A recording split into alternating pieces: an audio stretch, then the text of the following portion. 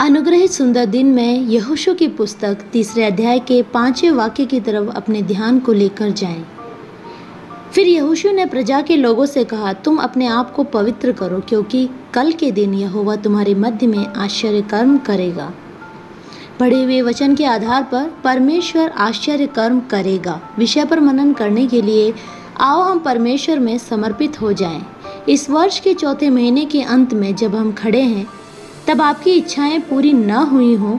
हो सकता है बीते कुछ दिन मुसीबत में गुजरे हों, लेकिन प्रतिदिन प्रभु की संगति में रहना और वचन का मनन करना, हृदय से प्रार्थना करना, परमेश्वर के निर्देशों की जीवन में पालना करने से कितनी ही कठिन परिस्थितियों में से गुजर रहे हों, तो भी आने वाले कल में आपकी इच्छाएं परमेश्वर में पूरी हो जाएंगी। पढ़े हुए वाक्य की नींव इजरायलियों के जीवन की यात्रा में उन्होंने सित्तीम से यात्रा प्रारंभ करके यरदन नदी के पार पहुँचे। आगे जाने के लिए रास्ता न पाकर दुखित हुए। परमेश्वर ने उनको चलाने के लिए जिन्हें नियुक्त किया था, उन्हें विशेष निर्देश प्रदान किया।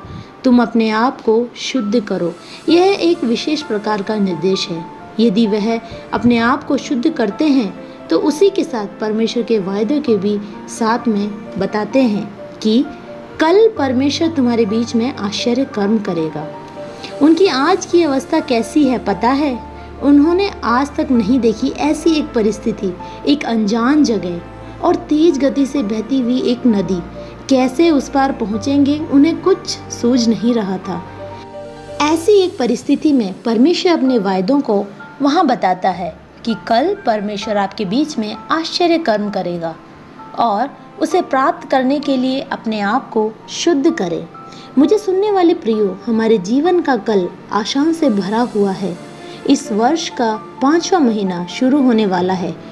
इस 5वें महीने में हमने जिन विषयों के लिए प्रार्थना की है और इंतजार किया है, परमेश्वर उन सब को प्रकट करे, मैं इस वचन के द्वारा आग्रह करती हूँ। इसीलिए मेरे प्रिय श्रोताओं, तुम परमेश्वर की व्यवस्थाओं की पालना कर अपने आप को शुद्ध करने के लिए तैयार हो क्या? यहाँ पर इजरायली लोग परमेश्वर के निर्देशों को मानकर धीरज के साथ परमेश्वर के सम्मुख अपने आप को शुद्ध करते हैं। वे यहोशू की आज्ञा का पालन करते हैं।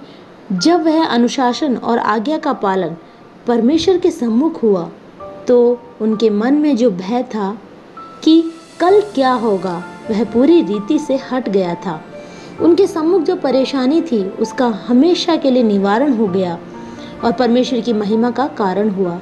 मेरे प्रियो, जब हम इस चौथे महीने के अंत में आकर खड़े हैं, तब हो सकता है आप तेज गति से बहने वाली यरदन नदी के समान परेशानी में हो। थोड़ा समय निकालकर अपने आप को परमेश्वर के सम्मुख शुद्ध करें। अपने आप को परमेश्वर के निर्देशों की पालना के लिए सौंप दें, तो आने वाला 5वां महीना आपके लिए आश्चर्य कर्म का महीना होगा। तुझे परेशान करने वाली हर प्रकार की हार और उस हार के कारण तुम्हारे जीवन में आई निराशा यीशु मसीह के नाम से आपके रास्ते से हट जाएगी। परमेश्वर ने जो नए वादे, नई आशाएं, नए आश्चर्य कर्म के समीप जाने के लिए अपने जीवन को क्रमबद्ध करें। अपने जीवन को उसे परमेश्वर के हाथों में सौंप दे। हानि को लाभ में बदलने वाली वह आश्चर्य प्रवृत्ति, निराशा को दूर हटाकर आशा का एक केंद्र में बदलकर दूसरों के लिए आश्वासन और पनाह की जगह बन जाने वाली आश्चर्य प्रवृत्ति, कल क्या होगा सोचकर भयभीत होकर जीने वाली इस अवस्था से हमेशा के लिए रास्ता बदलकर विश्वास के बीज जीवन में अंकुरित होने वाली एक परमेश्वर की प्रवृत्ति। ऐसी मुसीबतें जिनका कोई सुलह नजर नहीं आता, वे हमेशा के लिए सुलझ जाएंगी। ऐसी एक परमेश्वर की प्रवृत्ति इस वचन के द्वारा परमेश्वर के वह आश्चर्य कर्म आपके जीवन में प्रकट होने पाए। यही समाप्त नहीं हुआ मेरे प्रियो, यह मुसीबत आपको लेकर ही जाएगी। इस प्रकार वह मुसीबत यदि आप पर अधिकार जमा कर बैठी है, तो इस प्रकार की मुसीबत को परमेश्वर सुलझा देगा।